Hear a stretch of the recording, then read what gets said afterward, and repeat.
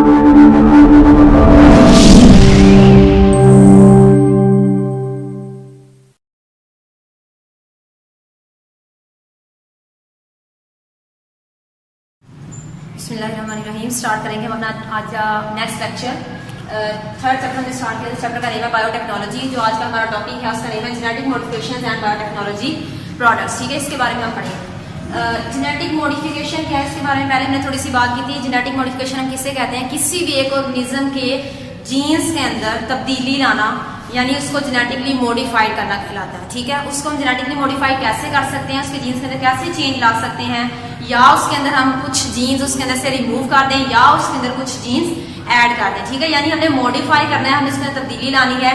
हम रिमूव करके भी उसको चेंज कर सकते हैं या हम बाहर से किसी दूसरे डोनर ऑर्गेनिज्म से जीन्स लेके भी उसको मॉडिफाई कर सकते हैं। तो इसको हम जेनेटिक मॉडिफिकेशन कहते हैं, यानी किसी भी एक ऑर्गेनिज्म के जीन्स के अंदर तब्दीली लाना, उसको जेनेटिकली मॉडिफाई कर देना कहलाएगा। यहाँ पे हमने इसकी डेफिनेशन ये मेंशन भी करते हैं। ठीक है, नेक्स्ट अब हम ये जेनेटिक मॉडिफिकेशन करते क्यों है, क्या फंक्शन होता है इसका, हमारा पर्पस क्या है जेनेटिक मॉडिफिकेशन करने का। तो इसका कुछ पर्पस यहाँ पे मेंशन किए गए। नंबर 1, हम क्यों करें जेनेटिक मॉडिफिकेशन। अगर हम क्रॉप्स की बात करते हैं तो उनके अंदर रेजिस्टेंस अगर हमें डिवेलप करना चाहते हैं तो उसके लिए हम जेनेटिक मॉडिफिकेशन करेंगे। यानी अगर हम ये चाहते हैं कि हमारी जो क्रॉप्स हैं, हमारी फसलें हैं, उनकी पैदावार बेहतर हो, तो उसके लिए हम उनके अंदर कुछ नए जीन्स ऐड करेंगे। ठीक है, जो क्रॉप के उनके अंदर जो सार के अगेंस्ट रेजिस्टेंस हो, या बहुत ज्यादा एक्सट्रीम कंडीशन जो आ जाती हैं, बहुत ज्यादा कोल्ड वेदर है या एक्सट्रीम हॉट वेदर है, उसके अगेंस्ट उन क्रॉप्स के अंदर रेजिस्टेंस आ जाए, तो इसके लिए हम क्या करते हैं, फिर हम जीन्स इंट्रोड्यूस करवा देते हैं अपनी क्रॉप्स के अंदर।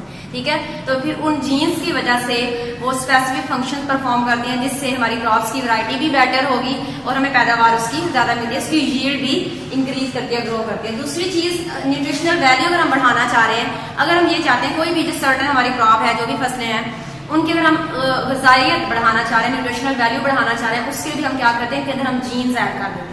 ठीक है, तो यहाँ पे कुछ पर्पज है हमारे कि इस वजह से हम जेनेटिक मॉडिफिकेशन करते हैं, उनके जीन्स के अंदर तब्दीली लाते हैं, अपनी मर्जी का हम जीन ऑफ इंटरेस्ट डाल देते हैं और फिर उसके अकॉर्डिंग प्रोटीन्स बनती हैं। नेक्स्ट यहाँ पे टर्म यूज की है GMO। Now what is GMO? GMO means genetically modified organism. ठीक है, जेनेटिकली मॉडिफाइड ऑर्गेनिज्म कौन सा होगा? वो ऑर्गेनिज्म जिसके जीन्स के अंदर तब्दीली की जा चुकी हो, या उसके अंदर हमने कुछ जीन्स ऐड कर दिए या उसके अंदर से कुछ जीन्स रिमूव कर दिए हैं, तो वो क्या कहलाएगा? वो GMO कहलाएगा। वो जेनेटिकली मॉडिफाई हो चुका है ऑर्गेनिज्म।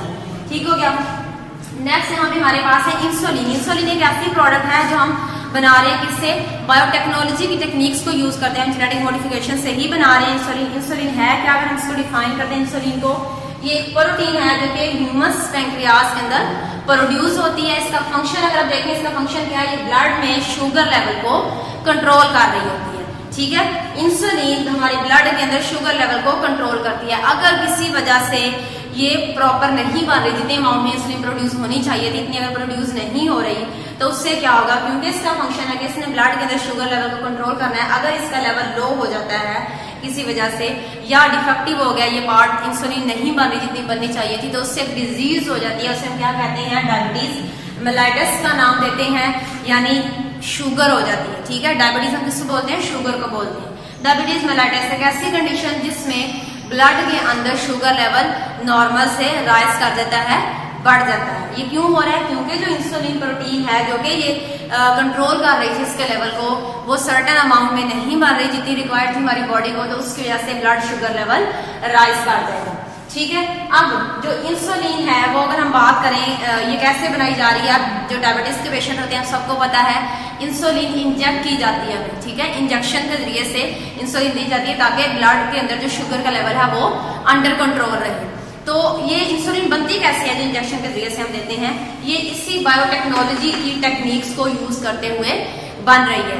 जेनेटिकली मॉडिफाइड ऑर्गेनिज्म को, GM बैक्टीरियम को यहाँ पे भी हम यूज करते हैं और उसके जरिए से हम इंसुलिन बना रहे हैं, जो कि आजकल यूज की जा रही है। ठीक है, लेकिन अगर हम पास में बात करें, पहले जमाने में क्या होता था, जो एनिमल से, उनके पैंक्रियास से इस इंसुलिन को एक्सट्रैक्ट किया जाता था, निकाला जाता था और फिर उसे यूज किया जाता था। तो ये एक डिफिकल्ट प्रोसेस था और इसमें बहुत टाइम भी लगता था।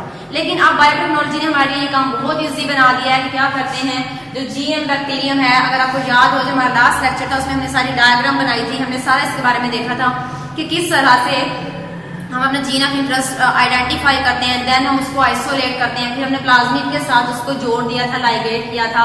नेक्स्ट हमने दोबारा से बैक्टीरियम में डाला था, फिर उस बैक्टीरियम को हमने GM bacterium, genetically modified bacterium का नाम दिया था। ठीक है, अगर आपको याद हो जो प्रीवियस लेक्चर में हमने पढ़ा है, तो उसी जीएम बैक्टीरियम को हम यूज करते हुए हम क्या बना लेंगे, इंसुलिन बना लेंगे। हमारी डिजायर्ड प्रोटीन जो हम बनाना चाह रहे हैं, हमने उसका जीन डाला बैक्टीरिया के अंदर और वो प्रोटीन हमारे पास आ जाएगी। क्योंकि जो बैक्टीरिया की हमने बात की थी, इनके कुछ स्पेशल फीचर्स हैं, और जिसमें सबसे इंपॉर्टेंट हमने ये कहा था प्लाज्मिड मौजूद है इसके अंदर, इसका डीएनए लोकलाइज नहीं है, और तीसरी चीज हमने बात की थी, इसका जो ग्रोइंग रेट है वो बहुत फास्ट है। विदिन 20 मिनट्स एक बैक्टीरिया 2 डॉटर बैक्टीरिया में चेंज हो जाता है। तो हम उस बैक्टीरिया को यूज करते हुए हम बहुत इजीली आसानी से अपनी ये प्रोटीन तैयार कर पा रहे हैं। ठीक है, तो ये हमारा इसमें पहला टॉपिक। दूसरा जो हमारा है वो है वैक्सीन। वैक्सीन हम किसको बोलते हैं, हम वैक्सीनेशन करवाते हैं। कोई भी डिजीज होती है, सिंपल अगर हम बात करें, पोलियो की वैक्सीन दी जाती है। ठीक है, तो वैक्सीन होती क्या है, वैक्सीन एक ऐसा मटेरियल है जिसमें वीक किए गए या किल किए हुए पैथोजेंस डाले होते हैं, पैथोजेंस होते हैं इसमें। अब ये पैथोजेन क्या चीज है, पैथोजेन बेसिकली वो एजेंट है जो डिजीज काज करता है।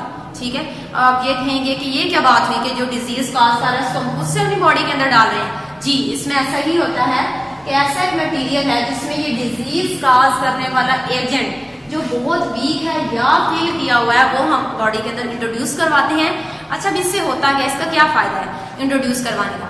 इससे होता ये है, जैसे ही ये वैक्सीन इंजेक्ट की जाती है बॉडी के अंदर, तो उससे क्या होता है हमारी बॉडी के अंदर, क्योंकि बाहर से कोई फॉरेन वो आया ना, सब्सटेंस आया, कोई फॉरेन मटेरियल आया है। ठीक है, वो हमारी बॉडी का हिस्सा तो नहीं है, तो फौरन से जो हमारे WBC हैं, जो हमारी बॉडी का दिफा करते हैं, जो हमारी बॉडी का डिफेंस सिस्टम है, फौरन से एक्टिव होंगे ये देखने के लिए कि ये बाहर से जो एजेंट आया है इसका क्या फंक्शन है, इसका क्या पर्पज है। ठीक है, तो इसके अगेंस्ट वो फाइट करेंगे, इसके अगेंस्ट फाइट करेंगे, इसे मारने की कोशिश करेंगे, इसे किल करेंगे, ताकि हमारी बॉडी के अंदर किसी किस्म को इन्फेक्शन ना हो। यानी उन्होंने हमारे जिस्म का दिफा करना है, तो यही फंक्शन है ना, तो फौरन से उसके अगेंस्ट फाइट करेंगे। अब ये जो पहले से बहुत वीक है या किल किए हुए हैं, तो ये हमारी बॉडी को किसी किस्म का कोई नुकसान नहीं पहुंचाएंगे, WBC के अगेंस्ट फाइट करेंगे, इनको किल कर देंगे। ठीक है, यानी एंटीबॉडीज हमारी बॉडी के अंदर बन जाएंगी इसके अगेंस्ट, और फिर वो एंटीबॉडीज हमारे ब्लड के अंदर ही रहती हैं। फ्यूचर में कभी अगर एक्चुअल में वो डिजीज हो जाए जिसकी कि हमने पहले से वैक्सीन करवाई हुई है, तब हमारी बॉडी को पहले से पता है, हमारा डिफेंस सिस्टम पहले से इसके बारे में उसे नो हाउ है कि इसके अगेंस्ट कैसे फाइट करना है, इसका वीक पॉइंट क्या है, कैसे इसको मारना है, किल करना है। तो फिर इस तरह से ये हमें इम्यूनिटी देता है, हमारा इम्यून सिस्टम स्ट्रॉन्ग बनाती है ये वैक्सीन। ठीक है, तो यहाँ पे यही हम कह रहे हैं कि करती क्या है, इम्यूनिटी प्रोवाइड करती है। किस तरह से एंटीबॉडीज बनती है, जैसे इसको बॉडी में इंजेक्ट किया तो उससे एंटीबॉडीज प्रोड्यूस होगी जिससे इम्यूनिटी काज होती है। ठीक है, एंटीबॉडीज ने करना क्या, जो भी जर्म्स या पैथोजेंस आए थे हमारी बॉडी के अंदर उनको इसने किल कर देना है, उससे क्या होगा, इम्यूनिटी काज होगा। यहाँ पे भी हम इसको किस तरह से बना रहे हैं, जेनेटिकली मॉडिफाइड बैक्टीरिया को यूज करते हुए हम उससे ही बना रहे हैं। ठीक है, हमने किया क्या कि आइडेंटिफाई कर दिया ये जो पैथोजेंस हैं, ये जो डिजीज काजिंग एजेंट्स हैं, उनके अंदर एक प्रोटीन है जो कि बीमारी की वजह तो नहीं बनती, लेकिन ये जो हमारी एंटीबॉडी बन रही है इसकी प्रोडक्शन को स्टिमुलेट करवाती है। ठीक है, तो जब हमने वो प्रोटीन आइडेंटिफाई कर ली तो उस प्रोटीन को लेकर हमने किसमें डाल दिया, अपने बैक्टीरिया के अंदर डाल दिया, जेनेटिकली मॉडिफाइड बैक्टीरिया के अंदर। तो जैसे जैसे बैक्टीरिया ग्रो करता गया, साथ साथ हमारी प्रोटीन भी ग्रो करती गई, और उससे फिर हमने वो प्रोटीन जब इंट्रोड्यूस करवाई बॉडी के अंदर, उसने बॉडी में जाके एंटीबॉडीज बना दी। एंटीबॉडीज बनी है तो वो क्या करेंगी, वो फौरन से इन जर्म्स के अगेंस्ट फाइट करेंगी, इनको किल कर देगी, और हमारी बॉडी की इम्यूनिटी जो है उसको इन्हांस करती हैं, स्ट्रॉन्ग बनाती हैं।